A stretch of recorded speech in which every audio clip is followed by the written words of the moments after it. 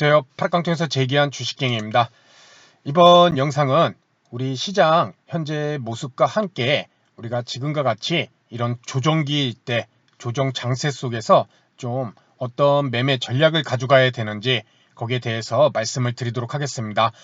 항상 오래 투자하신 분들은 아시겠지만 주가라는 것이 항상 오를 수만은 없을 것입니다.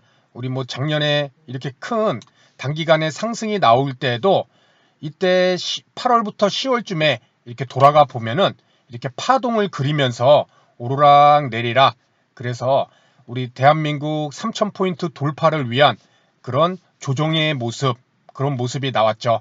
다만 이것이 지금에서야 조정의 모습이지 이때 당시만 하더라도 참 우리에게 불안감을 많이 줬잖아요. 그렇죠? 이 전염병으로 3월 달부터 단기간에 쭉 올라왔다가 또 주가가 이제 빠지고, 그리고 다시 상승했다가 또 한 번 빠지고, 그리고 세 번째도 빠지면서 참 많이 불안감을 줬었던 모습인데, 결국 주가는 이렇게 다시 저점을 만들고 이렇게 좋은 흐름이 나왔습니다. 그렇죠?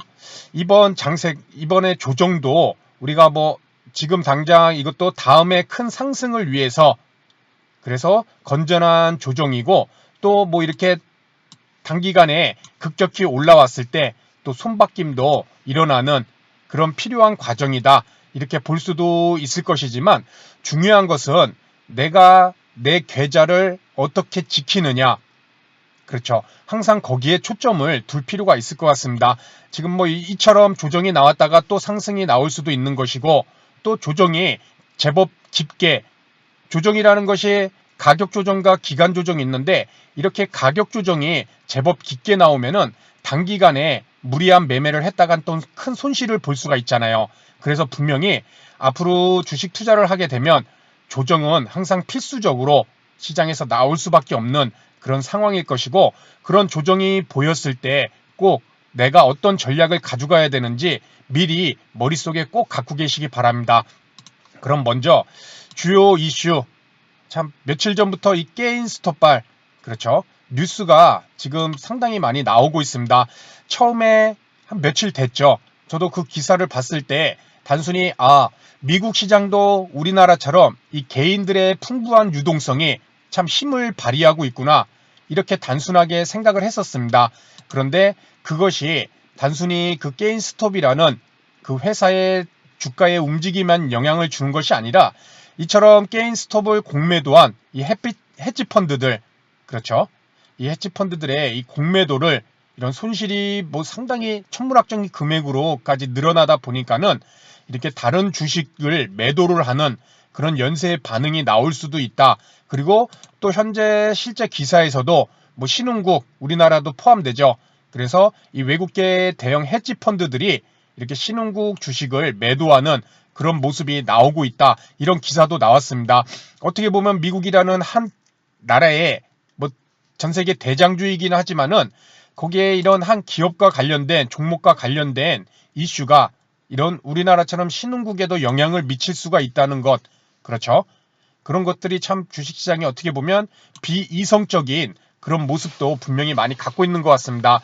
또 한 가지, 저 개인적으로는 이런 뉴스가 또 이런 헤지펀드들의 실제 매도로 이어져서 이런 미국 증시, 또 우리나라 증시도 하락했다, 이런 논리적인 부분도 물론 충분히 이해도 갑니다. 다만 지금 시장에서 이렇게 단기간에 급격히 이렇게 올라온 상황에서, 그렇죠, 많은 사람들이 또 어떻게 보면 조정도 필요하다고 느낄 만한 그런 위치입니다. 얼마나 10월부터 쭉 올라왔잖아요. 그렇죠? 3,000포인트도 거의 쉼 없이 그냥 돌파가 나오고, 이랬을 때 시장의 투자 심리는 누구든지 조정이 필요하다고 느낄 때 당연히 호재보다는 이러한 악재, 그렇죠, 뭔가 필요할 때 떠줬을 때 그것을 확대하고 확대 재생산 생각하게 되고, 그것이 곧 주식시장의 매매 참여자들, 그들의 심리에 영향을 미치기 때문에 투자 심리를 악화시키고, 조금만 주가의 하락이 나오더라도 연쇄 반응을 일으킬 수 있는, 그만큼 주가가 단기간에 급격하게 오른 상황에서 모두가 불안해하고 있는 시점에 이런 기사와 또 주가가 같이 함께 움직인 그런 모습이 나왔다는 것이겠죠. 그렇죠. 지수가 바닥권에 있을 때 이런 기사 나온다고 해서 주가 지수가 이렇게 크게 하락을 하거나 큰 영향을 미친다고 생각을 할 수 없을 것입니다. 그 시점이 이렇게 크게 단기간에 오른 시점에서 이러한 내용과 함께 맞물렸기 때문에 그것이 투자 심리에 부정적 영향, 그로 인해서 매수자들은 소극적이고 매도자들은 또 이익 실현자들은 매도 물량이 늘어나고 이런 모습이 또 며칠째 이어질 수도 있을 것이고 그런 것들을 꼭 생각을 해볼 필요가 있을 것 같습니다. 또 한 가지 예상보다 더딘 그렇죠. 이 전염병 백신 공급 변이 바이러스 효과에 대한 의구심에 대해 이런 것도 뉴스가 계속돼서 나오고 있고 또 중국 중앙은행인 이 인민은행의 지속적인 이 유동성 회수 그래서 뭐 테이퍼링을 축소한다 뭐 이렇게 한다는 기사는 이제는 안 한다고 얘기를 했잖아요. 미국 쪽에서 그죠? 연준에서도 그렇고 그런데 지금 인플레이션에 관련된 뉴스들 그렇죠. 그런 것들이 계속적으로 나오고 있기 때문에 시장의 유동성이라는 것은 매우 중요하잖아요. 그렇죠. 우리가 지금 전염병으로 인해서 지금까지 올라온 것도 각국 재정 통화 정책을 통한 유동성 공급이었잖아요. 그렇죠. 그렇기 때문에 이런 인플레이션과 뭐 금리 이상 이런 시중의 유동성 회수와 같은 이런 기사들은 시장에 매우 또한 투자 심리에 영향을 크게 미칠 수 있기 때문에 그렇죠. 이런 위험 자산에 대한 선호도를 줄일 수가 있는 것이잖아요. 그렇게 이런 것도 꼭 체크를 해볼 필요가 있을 것 같습니다. 아울러 지금 시장에서 이 유동성 장세에서 이제 또 본격적으로 이런 실적 장세로 넘어가는 이런 조정이 속이 우세하다는 그런 내용들이 많이 있습니다. 그렇죠. 이런 조정기 속에서 이제는 종목별로 이제 차별화 진행이 된다. 유동성 장세일 때는 너무나 전염병으로 인해서 단기간 급락이 나왔고, 그렇죠. 그로 인해 유동성 장세의 돈의 힘에 의해서 많은 종목들이 쭉 함께 올랐다면, 이제는 오를 만큼 이제 펀더멘탈 충분히 뭐 반영했다 이런 생각이 들었을 때는 분명히 이렇게 종목 간 옥석 가리기, 그렇죠. 뭐 IT 반도체, 2차 전지, 뭐 화학, 뭐 이런 쪽으로 좀 시장에서 자동차 뭐 업종들 이렇게 미래 산업을 이끌 만한 주도주와 그렇지 않은 종목들 간의 차이가 분명히 벌어질 수 있는 그런 상황이 올 수도 있다는 것이겠죠. 그렇죠. 그렇기 때문에 지금 우리 코스피 차트도 한번 보면은 우리가 매매 시 지금과 같은 이런 조정기 장세에서 전략을 가져가야 될 때, 그렇죠. 단기 일봉 차트 추세가 꺾인 상황이죠. 그렇죠. 21선도 코스피 하향 이탈하고 그리고 여기서 5일선도 이제 우하향으로 완전히 꺾였고 그렇죠. 이랬을 땐 무리한 매매보다는 역시나 대응에 초점을 둔 그런 매매가 필요한 시점이 되겠죠. 그렇죠. 대응에 초점을 둔 최대한 빠른 이 주가지수 일봉 차트의 이 5일선 그렇죠. 어떤 종목이든 주가지수든 주가가 하락하고 난 다음에 가장 먼저 그나마 조금 심리적으로 확인을 할 부분이 이 5일선을 회복을 해주느냐 이 파란색 그렇죠. 주가가 빠졌을 때 오르더라도 5일선이 우하향에서 계속 저항이 되잖아요. 그리고 5일선을 안착을 하느냐 일단은 종목이든 지수든 이것이 저항이 된다면은 단기가 저 같은 이런 단기 투자자들을 매우 중요한 것이 5일선입니다. 그렇죠? 이렇게 저항이 되고 그것을 회복해주는 이런 움직임이 나올 때까지는 일단은 하락 추세를 벗어나지 못한 그런 모습으로 우리가 볼 수 있을 것이고 그런 시장에서는 당연히 무리한 매매는 위험할 수가 있겠죠. 그렇죠? 그리고 내 생각으로 예측이 아니라 시장 상황에 때에 맞게 대응으로 그렇게 전략을 세울 필요가 있을 것 같고 또 매매를 한다면 당연히 상승 추세에 있는 지수의 움직임일 때 매매하는 것과 지금 같은 조정기에 매매했을 때 매우 중요한 것이 이 자금 비중 조절이죠. 그리고 얼마만큼 보유할 것인가.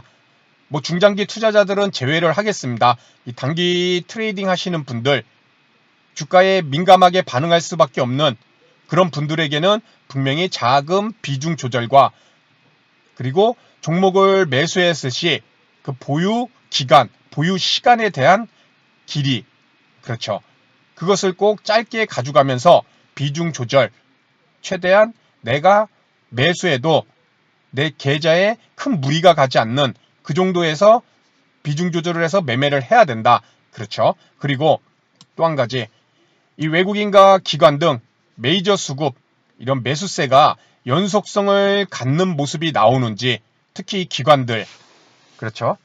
이 연기금 쪽에서도 계속 매도가 계속적으로 나오고 있는데, 뭐 비중 조절을 위해서 어쩔 수 없이 매도를 하는 거다, 그렇게는 일단은 우리가 알고 있는데, 그 매도세들이 계속적으로 외국인과 기관 쪽에서 지속적으로 나온다면 시장을 나홀로 바치는 매매를 하는 개인 투자자만으로는 다시 돌리기에는 무리가 분명히 있을 수 있겠죠. 그렇죠. 뭐 어떤 호재성 기사가 갑자기 나옴으로써 시장을 다시 돌릴 수는 있겠지만은, 지금 상황에서는 이 메이저들의 수급 분명히 더 중요한 그런 모습에 와 있다. 지금 게임스탑 같은 개인들이 특정 종목을 그렇게 올릴 수는 있지만은 시장 전체를 다시금 돌리려면은 분명히 외국인과 기관의 동반 매수가 필요한 시점이라고 볼 수 있을 것 같습니다. 일단 우리 코스피도 21선을 하향 이탈하고 장대 음봉 3000포인트도 지금 하향 이탈함 다 깨버린 상황입니다. 그렇죠. 중요하게 봤던 이 쌍바닥과 3000포인트, 그렇죠. 뭐 일각에서는 그 다음 이평선인 이 60일 이평선까지 열어둬야 된다. 2800포인트죠. 참 어떻게 보면 또 60일 이평선이 2800포인트까지 또 이렇게 유사한 위치에, 그렇죠, 이렇게 와 있는데, 일단 이 라인까지 만약에 연속적인 하락이 나온다면 그 다음 저점 라인을 이 60일 이평선도 참고를 꼭 해볼 필요가 있을 것 같습니다. 지금 60일 이평선까지 한 5% 후반, 5% 후반까지 이제 열어둔 상황인데 상당히 크죠. 저 개인적으로도 여기까지는 안 왔으면 좋겠습니다. 다만 열어둔다면, 그렇죠, 급격한 상승 기울기에만큼 하락 기울기도 급격하게 나올 수가 있기 때문에 이런 것도 항상 머릿속에 이렇게 꼭 갖고 계시기 바랍니다. 그래서 오늘 말씀드린 내용, 지금 시장에 이런 조정의 모습이 나오는 그런 내용들이 어떤 내용들에 의해서 이렇게 현재 시장에서 이런 영향을 미치는가, 그렇죠. 이런 심리적인 부분과 그리고 유동성 장세로 인한 이 펀더멘탈과의 차이, 그것을 서서히 현실화시키고 메우는 과정, 그렇죠. 그리고 조정이라는 것은 언제든지 필수적으로 나올 수밖에 없는, 앞으로 주식 투자를 한다면 늘 나오는 부분입니다. 자연스러운 거죠. 어떻게 보면 그 자연스러움을 어떻게 하면 내 계좌를 손실을 나지 않게 할 수 있는지, 그런 전략도 단순하지만 매우 강하고, 또 이것을 반드시 지켜줘야지 우리가 아는 것을 지킬 때 우리 계좌를 지킬 수가 있을 것입니다. 그렇죠. 그렇기 때문에 오늘은 이런 시장의 현 상황과 그리고 이렇게 조정기 속에서 내 계좌를 어떻게 조금이라도 지킬 수 있는 이런 내용에 대해서 한번 살펴봤습니다. 시장이 빨리 저점을 만들고 다시 상승해서 저도 이렇게 좀 많은 종목을 함께 매매를 하고 같이 살펴볼 수 있는 그런 좋은 고 재미있는 그런 시간이 빨리 왔으면 좋겠습니다. 그래서 오늘 내용은 여기서 마치도록 하고요. 다음 시간에도 좋은 내용으로 인사를 드리도록 하겠습니다. 감사합니다.